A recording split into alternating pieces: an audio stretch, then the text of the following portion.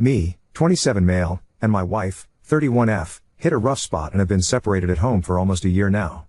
It was largely my fault. After a big setback in my father's death, I fell into alcoholism and despair, stopped taking care of myself and neglected her when not emotionally abused her. Eventually she had enough, and after I refused therapy for the nth time, consulted a divorce lawyer and drafted papers. I signed them off right away, but she didn't, keeping them in her room. She knew I was in a hard spot financially, so she said she'd wait for me to come into my inheritance so I could move out, and then she'd sign and file for a no-fault divorce. Not from the US, in our country you can do this. After 2 months sleeping in my home office, I got sick of it and stopped drinking, dived into work and overall did chores around the house and helped her out. When she commented on my change, I boasted I was doing it for myself and not for her, and she agreed because while she wanted me out, she still cared for me. Over the last months she also occasionally asked me to sleep in the bed with her and not in my home office. Nothing intimate happened, but still she would spoon me. This until last evening. We had gotten closer and closer, especially over the holidays, and I told her that what I said was not true. I had changed and stopped drinking to show her at first, but then I really wanted to turn over a new leaf and be a good soon-to-be ex-husband. She went to her room and picked the divorce papers, setting them in front of me. She asked what we should do with those then, so I ripped them and she yelled out a big yes. And then hugged me. So, I guess we won't be getting divorced. So I ripped the divorce papers in front of her, to her delight. However, soon after the realization that I had planned my whole new year around the fact I was getting divorced set in, and that the decision of reconciliation actually brought me uncertainty and anxiety. My wife noticed that, and we had a number of heart-to-heart about this. There was talking, laughs and even tears during those talks, tears of the good, liberatory kind. My wife rarely if almost never cries, she's the stoic type, but seeing her break into tears, sobbing how much I hurt her and she still loves me, was like getting stabbed in the heart. I realized the pain I caused her is still fresh and burning. She unloaded all the pain and turmoil I had inflicted upon her with my past behavior, and admitted she felt both proud and bitter about my changes in the last year. Proud because I turned my life around, bitter because I had accepted the divorce so quickly as if she was what was holding me back, and she wasn't worth my best self. However, she was also angry at herself because she was already reconsidering the divorce back in June, but didn't say anything or gave me signals because she feared I'd revert to my old behavior, or would rebuff her. In the meantime, I had started to renovate my father's old villa, well, more of a big house than a proper mansion, to move in this year, and gave her only breadcrumbs information about it, and she was both positively surprised to learn about all the work I am putting into it, and again a bit bitter that I didn't tell her anything and all my projects were designed without her in mind, as if she was just an already fading memory. The possibility of an amicable divorce has been brought up again, but she wanted 2 clear answers. 1. Was there another woman? 2. Did I actually stop loving her? The answer to both questions is no. I told her I did suffer about losing her in our marriage, but I didn't want to be the ex-husband who made fleeting promises, ed her down and made a nuisance of herself. It's the least I could have done after making her suffer so much, and also thank her for her infinite kindness. I just worked, did my best to be a good soon-to-be ex-husband, paid my utilities and wanted to pay her a rent for the room she allocated me in her home, which she always refused even when I insisted. Eventually arrived the $1 million question, do we want this marriage to work? Answer, yes. It won't be easy and there's still a lot of work to be done. We agreed to take baby steps and have already booked couple therapy for this week. I am already doing individual therapy, but now she'll be looking for individual therapy for herself as well. In the last week, we went on some quiet dates, walks and a short hiking trip. I also made a peace offering of sorts by asking her if she wanted to participate in my renovation project of my father's house, give her input and ideas. She was enthusiastic about it. She likes gardening, but her property has no garden and she makes do with the potted plants on the balcony, while my father's house has a large garden and a big plot of overgrown land behind it. She said we will be busting our backs, but it will be worth it, and I think that working together on a shared project will help reestablishing our bond. So that's where we stand now. The road is still long and difficult, but I'm hopeful. I wish to sincerely thank all the Redditor who gave me their insights, comments, praises and criticism. Yes, I took your advice and couldn't thank you enough for it, my friend. It brought out an enthusiasm I had not seen in so long. Thank you, but it's still too soon. Yes, it would have been foolish to think everything would have been fine right away. It's not like in movies where they make passionate love and are lovey-dovey all of a sudden. There's been distance for a year and hurt on both sides, and it will take time to heal and be close to each other again. Little changed in the last week. We had our first couple counseling session and her first therapy session. We laid down the framework for our marriage. Went out on some dates and overall spent quality time together. We still haven't been intimate. She tried to initiate once, but I gently turned it into cuddling and talking.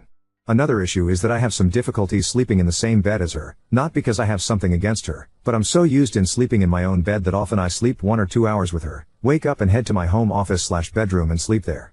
I wake up earlier and fix breakfast for her. She's happy about it, but mentioned once I didn't sleep with her. Do those things take time? I believe so, but I'm a bit scared I'm giving the impression I gave up on our marriage. I believe it will take months and lots of work to get back at how we were, while she thinks the process should be quicker and I'm being too hard on myself and her.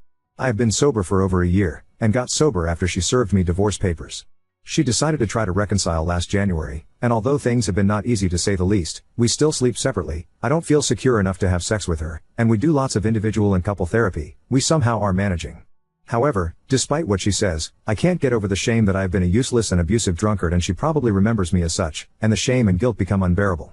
I work as a civil servant, in family services, ironically enough, and recently I got moved to the cabinet in the provincial government, even had a photo shaking hands with our Prime Minister. My wife picked this photo and put it on Facebook for everyone to see, writing how proud she was.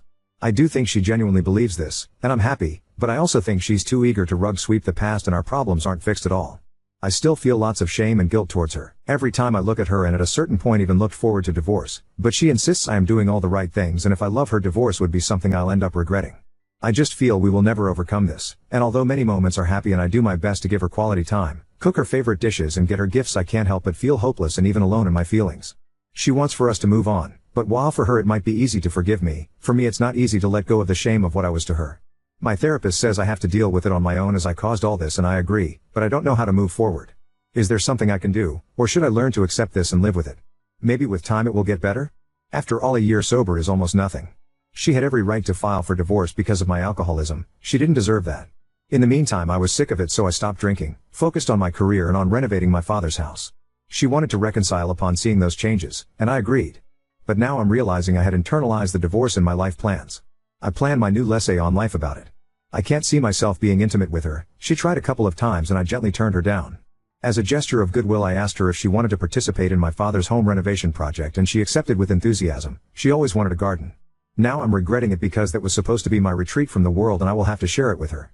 I said all of this to her.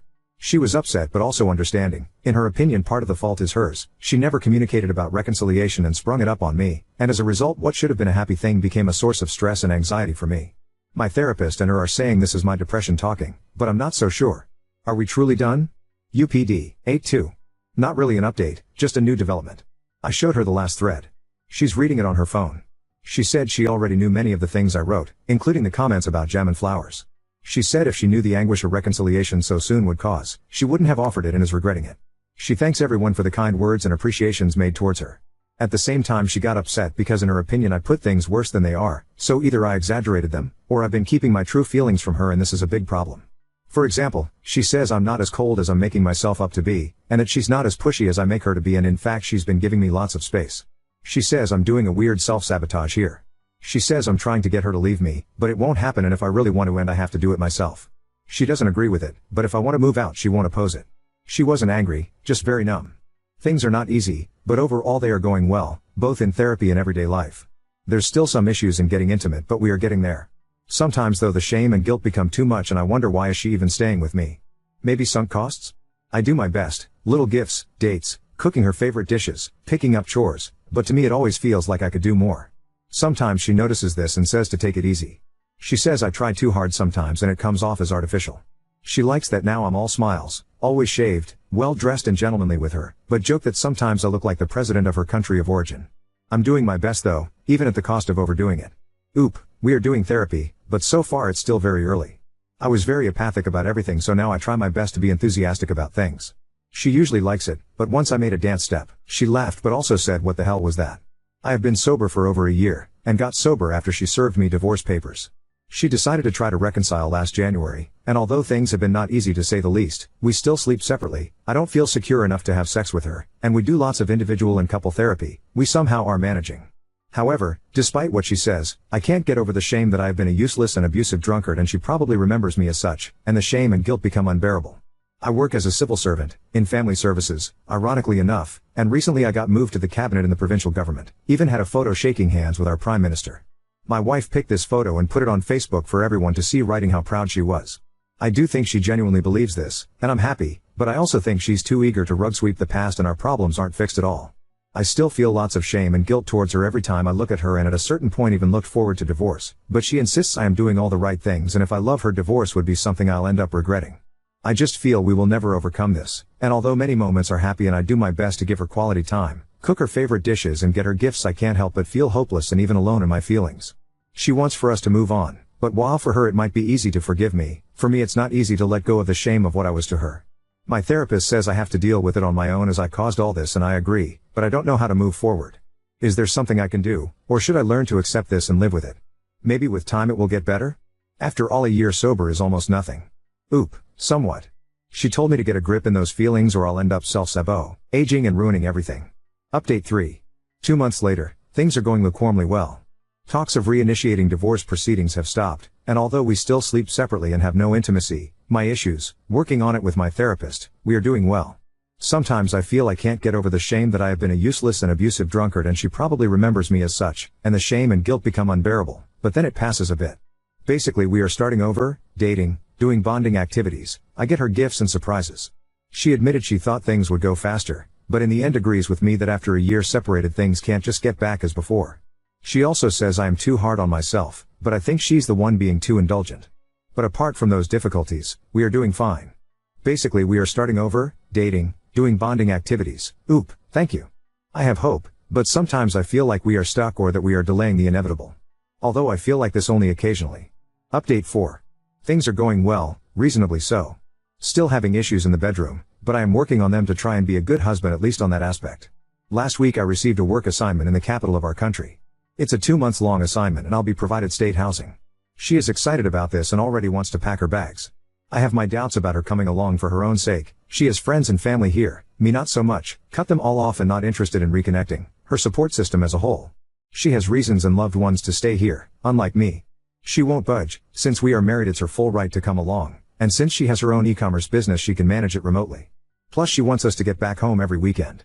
I know better than dying on this hill, so I'll be leaving with her. Now on to second story. Agreed to have coffee with my father who cheated on my brother with his wife, and now my brother is furious with me. I, 27 male, have 2 siblings, my sister Cass, 30F, and my brother Mark, 32 male. Our parents divorced when I was 10 and we split time between the both of them. Cass was always closer to our dad and she has always disliked Mark to the point of claiming things about him which are hard to believe. However, as much as she's disliked him, she's always loved me. 5 years ago, it turned out that Mark's wife Jane was cheating on him with our father. It obviously caused chaos. Cass sided with our dad, Mark moved in with our mom and I sided with him. But even though I sided with him, I've always kept in contact with Cass. And Mark is fine and alright with that. I didn't see my dad again until this Friday when he and Jane dropped Cass off at our mom's for Mother's Day. I was outside walking home and my dad noticed me and I don't know why, but I agreed to have coffee with them. It was a really tense conversation between us and I confirmed that he wouldn't be invited to my wedding and I didn't know if I wanted to get to know his and Jane's kids, and he even told me I did the right thing choosing Mark. It was weird, but he dropped me off after about half an hour, but Mark saw him do that from the window and since then he's been cold and snippy with me. Was I the off for talking to my dad? Update 1. So, I didn't plan on updating but things really escalated. My brother Mark had a meltdown where he ranted at mom for not caring more about what our dad did to his life, then at Cass for always halfway associating with him just for mom's sake, and then he kicked me in the stomach and I literally fell through a table like it was WWE or something. Cass wound up saying that his behavior is why Jane left him and she's better off with our dad and called the cops on him. I feel the worst for our mom because she just wanted a good Mother's Day and I feel like our issues with each other just ruined her weekend. I did go to the hospital but only because Cass begged me to. I'm perfectly fine, there's nothing wrong with me. I didn't press charges on Mark, I just feel really bad for him. I feel like life's dealt him a pretty garbage hand and there's no point in me making things worse. But Mark did leave, he moved out and I don't know where he is now. He only talked to our mom before he left and she hasn't told me what it was about. Mom, Cass and I had a big conversation about things and Cass admitted that she doesn't love or like Mark and brought up other incidents from when they were teenagers and that she doesn't trust that he wasn't trying to spy on her. She admitted that he was right, that she only associated with him for mom's sake and that she's glad that Jane is with our dad. That felt really rough to hear and it made our mom cry a lot. As for our dad? Cass made it clear that she's not going to stop seeing him and Jane and told me that while she wants me to get to know our little siblings, she's never going to force me to and she'll understand if I never do. I felt like I had to post this because I needed to vent. I wish there was some resolution to all this, that we could be a family again, but I'm angry and frustrated that there is none and it's like there never will be. Update 2. Anyway, to give an update if y'all want it, Mark has pretty much gone off the deep end. Last week, he messaged our mom to clear out his room because he's not coming back and to just throw it all away. As she was doing this, Cass came to visit and decided to help and they found a USB in his closet. I wasn't home for this but apparently Cass argued with my mom until she let her open it and there was like a cavalcade of photos of her in there. Nothing inappropriate from what my mom told me, but it made Cass have a breakdown and she spent time in the hospital psych ward. She got out a few days ago and I've talked to her but I haven't seen her because our dad her up and she stayed with him. But on Sunday, she put up a big Instagram post praising our dad and Jane and mocking Mark and saying the worst stuff about him. That somehow made its way to him wherever he's gone, and he came crashing home yesterday because of it. He literally drunk drove his Prius into my truck when trying to park in the driveway. And thankfully I was with my fiancé's family because according to Mom, he demanded to see me so he could kick my ass because now he's blaming me for all of this. And to be honest, I kind of am too. Everything was mostly fine until I got in that car with my dad, and it's like everyone's spiraling now. Even me a little bit, if I'm being honest, but now, I mostly just feel bad for our mom because this whole thing has got her feeling so down and awful and inadequate about herself. Update 3. Everything has gone to hell. About 3 weeks ago Mark got arrested for assaulting Cass. Apparently he went to her place and she let him in because he said he was going to apologize and wanted to talk about the pictures, and then he did it. I don't know why she met with him or let her in without me or somebody else there with her. I don't know how any of her neighbors didn't hear or try to stop him, but when he was done with it he apparently called the cops on himself. I still don't know everything and I don't want to know everything, but apparently when the cops came and arrested him he was drunk and forcing her to spoon with him on the floor, and he ranted to them about how they belong together. Apparently she was pretty much like not moving or talking or anything, like she was dead until our dad came to her and then she got back to normal. Just the thought makes me want to throw up and punch something and kill him, and I don't know. I wish that I'd been there with her and maybe I'd have been able to stop it, or maybe he would have only hurt me and she could have gotten away, or that if I'd had her with me and my fiancé that night no thing would have happened. I don't know why he called the cops on himself either. There's just so much that doesn't make sense. I don't know how this could have happened. Cass was in the hospital for about a week. She didn't want to stay any longer and started screaming till they'd let me take her. She didn't stay with me, she had me drop her off at our dad's and she's stayed with him since then. Hell, at the hospital she was acting like a little girl almost with him and called him Dada and Daddy even. She visits me and my fiancé almost every day, and it's like she knows how upset I am about everything, and she tells me that it's not my job to protect her, that she's my older sister and it's her job to protect me, that I did nothing wrong, and by being there for her now I'm doing all I can do. Like, I feel like she should hate me because maybe if I'd asked she stay with me after Mark drove drunk or after he hit me things would have been different. But something so terrible happened, and whenever she sees me she's looking out for me. I feel like I'm being selfish and horrible about it all.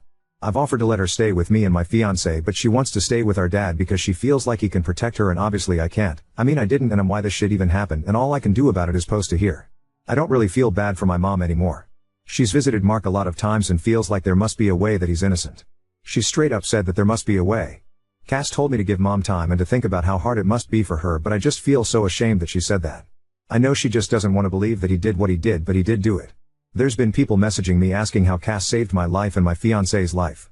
So that I don't have to repeat it again, for me, she donated bone marrow. I know people will say it's obvious that a sister would do that, but what matters is that she did do it, that there was no thinking about it, and that she did it. For my fiancé, she was walking down a crosswalk and Cass was lagging behind for some reason. I don't know because I wasn't there, and apparently some speeding car was going to hit her, but Cass sprinted and tackled her forward and got her out of the way. And this is the person that I couldn't protect. I guess everyone who messaged and called me spineless and an enabler and all those other things was right.